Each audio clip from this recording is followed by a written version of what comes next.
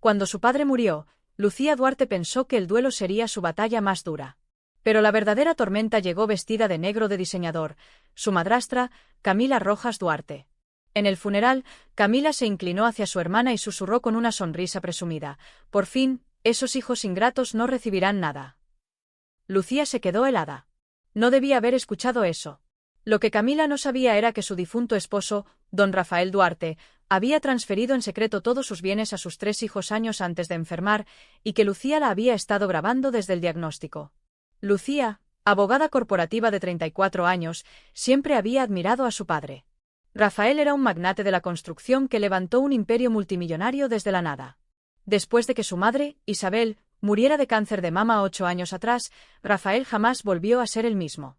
Se refugió en el trabajo, en el silencio y en los largos paseos nocturnos donde el único pasajero era la tristeza. Entonces, en una gala benéfica, conoció a Camila, deslumbrante, segura y todo lo que Isabel nunca fue. En 6 meses, pasó de ser invitada a esposa. El cambio en Rafael fue tan rápido como inquietante.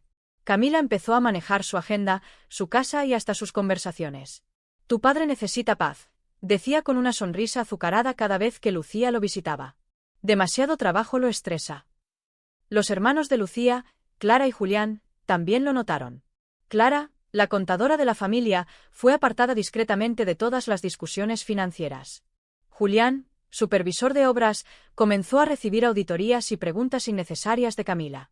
«Solo es protocolo», insistía ella, pero la desconfianza dolía. Aún así, respetaron la decisión de su padre. Si esa mujer lo hacía feliz, ¿quiénes eran ellos para interferir? Esa paz se rompió cuando a Rafael le diagnosticaron cáncer de páncreas en enero de 2021. Camila se autoproclamó su cuidadora principal y cerró las puertas a la familia con la excusa de reducir el estrés. Las visitas debían programarse, las llamadas eran filtradas y los correos pasaban por ella. «Necesita descansar», repetía. Pero para Lucía aquello se parecía más al control que al cuidado. Durante una visita, Lucía notó algo extraño. Cuando mencionó una conversación de la semana anterior, su padre frunció el ceño. «No recuerdo haber hablado contigo». Camila intervino de inmediato. «Es la medicación, cariño. Le afecta la memoria». Sin embargo, minutos después, Rafael habló con precisión sobre contratos y cifras. Su olvido era selectivo y sospechoso.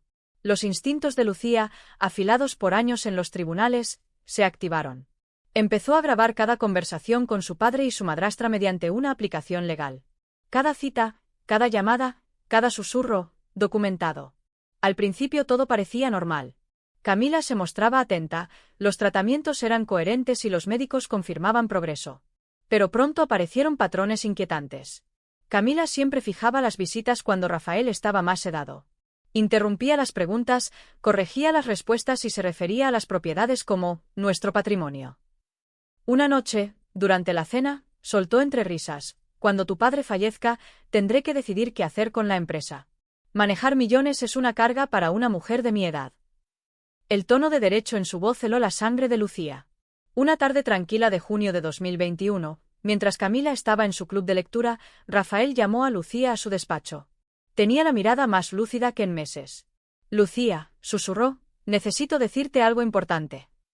Le reveló que 3 años antes había creado un fideicomiso irrevocable, transfiriendo todos sus bienes, negocios, inmuebles, inversiones, a sus hijos. Camila no sabía nada. «No soy un ingenuo», dijo con voz firme. «Camila se casó conmigo por comodidad, no por amor. Le di felicidad, pero me aseguré de que ustedes estuvieran protegidos». Lucía escuchaba sin creerlo. Él continuó: «Me ha pedido que firme papeles. Dice que son directivas médicas, pero creo que intenta cambiar mi testamento. Prométeme que protegerás el fideicomiso». Aquella grabación, algún día, lo salvaría todo. A la mañana siguiente, Lucía llamó al abogado de toda la vida de su padre, don Gregorio Mena, para confirmar todo. «Su padre fue muy meticuloso», le dijo con voz serena.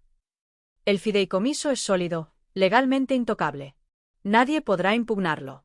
Pero Gregorio añadió algo que le revolvió el estómago a Lucía. Camila había estado llamando a su oficina casi todos los días, exigiendo copias del testamento y preguntando por los bienes de Rafael. Él se había negado, alegando confidencialidad, pero estaba claro que ella planeaba algo.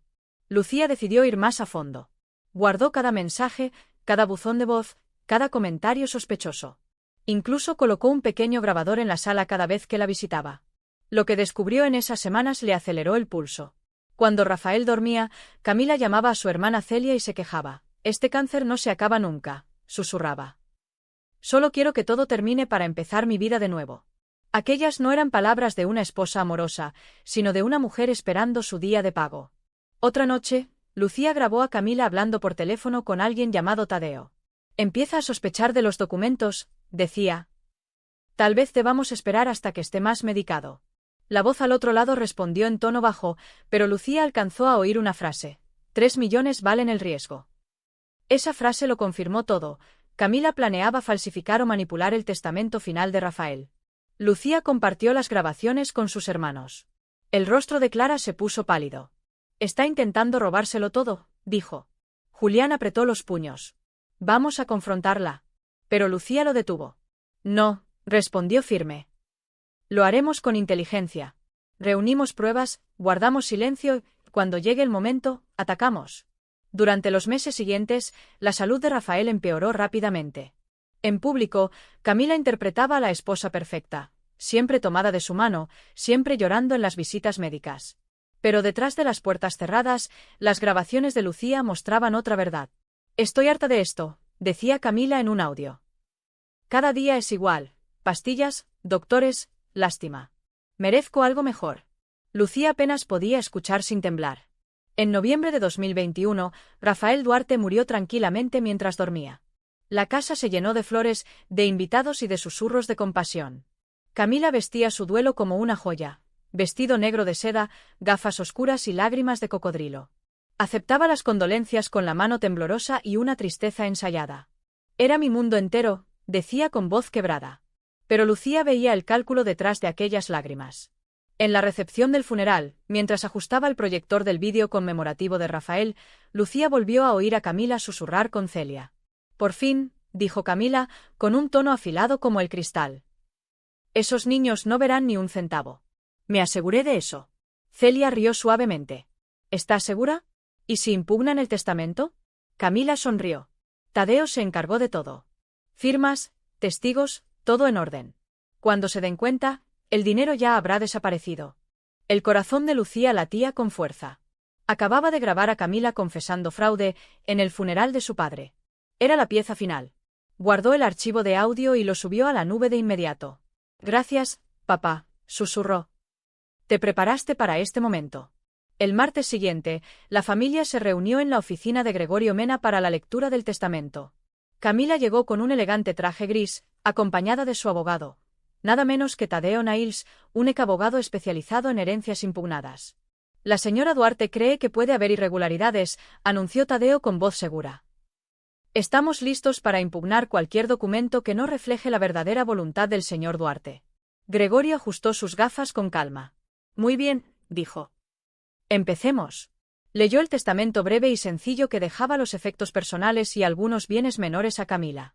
Ella sonrió, convencida de haber ganado. Pero entonces Gregorio continuó, con voz firme. «Sin embargo, todos los bienes principales fueron transferidos en 2018 a un fideicomiso irrevocable a nombre de Clara, Lucía y Julián Duarte». El silencio llenó la sala. El rostro de Camila perdió todo color. Tadeo reaccionó primero, golpeando la mesa con la mano. «Esto es una barbaridad», exclamó furioso. «La señora Duarte es la esposa legal, merece la mayor parte de la herencia». Gregorio permaneció impasible. El fideicomiso fue creado 3 años antes de la enfermedad del señor Duarte, en plena salud y con asesoría legal independiente, respondió con calma. «Es legalmente irrevocable y no puede ser impugnado». La voz de Camila rompió el pesado silencio. «Eso es imposible. Rafael nunca me habría dejado fuera. Él me amaba», gritó, mientras las lágrimas caían sobre los papeles.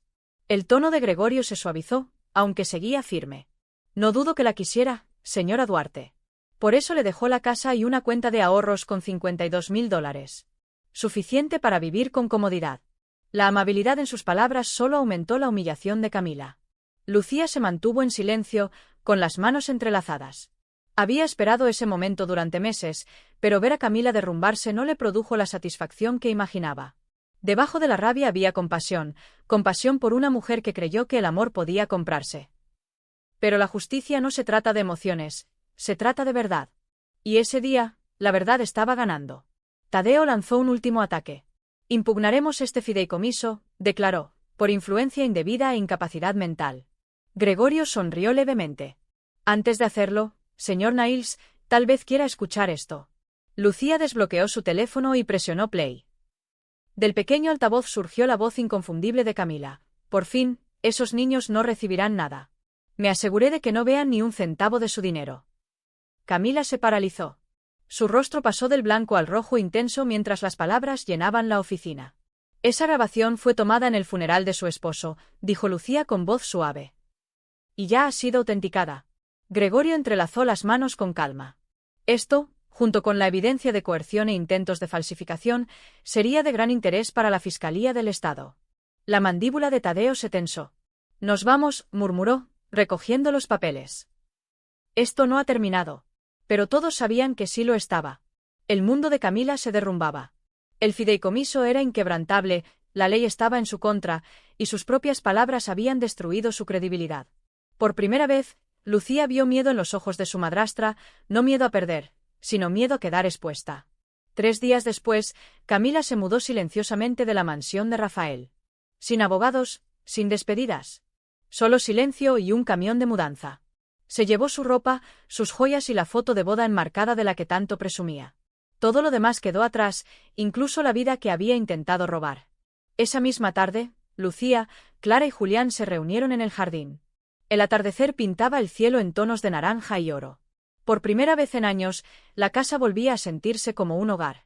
Papá realmente pensó en todo, dijo Julián, con la voz temblorosa. Clara asintió. Papá siempre iba 2 pasos adelante. Lucía sonrió levemente. 3, corrigió. La vio venir antes de que ella siquiera apareciera. Durante los meses siguientes, trabajaron junto a Gregorio para finalizar el fideicomiso. Clara se hizo cargo de la empresa constructora, Julián supervisó las obras y Lucía se ocupó de los asuntos legales y financieros. Juntos reconstruyeron el imperio que su padre había dejado, no solo en riqueza, sino en unión. Para el verano, la vida había retomado un nuevo ritmo. Camila ya no estaba. Lo último que supieron fue que se había mudado a Nápoles, Florida, y se había casado con otro viudo adinerado. Algunas personas nunca cambian, dijo Clara una tarde, mirando un artículo en línea donde Camila sonreía junto a su nuevo marido. Lucía suspiró. Seguirá persiguiendo fortunas, pero nunca encontrará paz. Y con eso, volvieron a su trabajo, a construir, sanar y honrar el legado de su padre. Meses después, Lucía se sentaba sola en su oficina al atardecer, revisando los archivos de un nuevo caso. Su reflejo se mezclaba con las luces de la ciudad que parpadeaban más allá del cristal. El caso trataba de una viuda anciana cuyos hijastros intentaban robarle su propiedad. Mientras escuchaba la voz temblorosa de la mujer, Lucía se dio cuenta de que había cerrado un ciclo. El mismo dolor que su padre soportó era ahora el que ella ayudaba a otros a combatir. Después de la llamada, miró la fotografía enmarcada de su padre sobre el escritorio. «¿Me enseñaste bien, papá?», susurró. En la foto, él sonreía con su casco de construcción, las mangas arremangadas y los ojos llenos de determinación. Le recordó su frase favorita: «La previsión es el mejor amor». Esa noche la llamó Clara. «¿Adivina qué?», dijo emocionada. «Acabamos de firmar un contrato para un nuevo proyecto, un centro comunitario en honor a mamá y papá». Lucía sintió que los ojos se le llenaban de lágrimas. «Es hermoso, Clara. A ellos les habría encantado». Los hermanos decidieron llamarlo Centro Duarte de Esperanza, un lugar para apoyar a jóvenes constructores de familias humildes. Julián se unió a la llamada, con la voz alegre pero cansada por el trabajo. «¿Sabes? Aún veo a papá en cada cimiento que levantamos», dijo. «Cada ladrillo se siente como parte de él». Hubo un silencio breve al otro lado de la línea, un silencio lleno de paz, no de tristeza. «Estaría orgulloso de nosotros», dijo finalmente Lucía. «No por el dinero, sino porque seguimos unidos». Mientras tanto, volvieron a saber de Camila. Un pequeño periódico de Florida publicó un titular escandaloso: «Viuda local acusada de defraudar a su esposo anciano». Lucía no leyó toda la historia, no hacía falta. La foto bastaba: Camila, más vieja, sentada junto a otro hombre en silla de ruedas, con la misma sonrisa ensayada. La historia se repetía, pero Lucía ya no sentía rencor. Solo cierre. Semanas después, Gregorio visitó la oficina de Lucía para almorzar. El viejo abogado lucía orgulloso. Tu padre estaría muy orgulloso de ti, dijo, sorbiendo su café. Lo manejaste todo con elegancia. Lucía sonrió cálidamente. Usted también fue parte de esa elegancia, don Mena. Gracias por apoyarnos. Él soltó una risa suave. Solo cumplí con lo que tu padre me pidió. Era un hombre sabio, y bueno. Después de que Gregorio se fue, Lucía salió a tomar aire. La brisa de la ciudad le acarició el rostro, llevando consigo los sonidos lejanos del tráfico y las risas. La vida seguía, tal como su padre había deseado. Pensó en todo, el dolor, las grabaciones, la traición, y cómo, al final, el amor y la verdad habían vencido. Esa tarde visitó la casa familiar. Clara cocinaba en la cocina y Julián arreglaba las luces del jardín. «Llegas tarde», bromeó Clara. «Asuntos de abogada», respondió Lucía riendo mientras dejaba su bolso. El calor del hogar llenó su pecho. Por primera vez en mucho tiempo, todo se sentía en paz, como si el caos finalmente hubiera cedido. Después de cenar, se sentaron afuera bajo las estrellas. Julián puso música suave desde su teléfono. «¿Sabes?», dijo. Camila pensó que era lista. «Pero papá fue más inteligente que todos nosotros». Lucía asintió. No la enfrentó con ira, sino con sabiduría. Clara levantó su copa. «Por papá», brindó, el hombre que planeó amor y justicia a partes iguales. Las copas chocaron suavemente bajo el cielo tranquilo. Antes de dormir, Lucía abrió el viejo cuaderno de su padre. En la última página, con su letra firme, estaban escritas las palabras: «La familia es la única herencia que perdura». Lucía sonrió entre lágrimas. «Tenías razón, papá», susurró. Y al cerrar el cuaderno, comprendió que la mayor victoria no era el dinero ni la casa, sino la fuerza que habían encontrado los unos en los otros. Al año siguiente, el Centro Duarte de Esperanza abrió oficialmente sus puertas.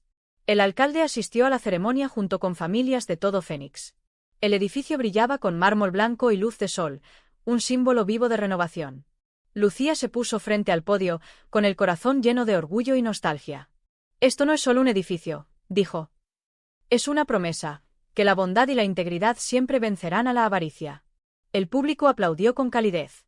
En la primera fila estaban Clara y Julián, sonriendo entre lágrimas.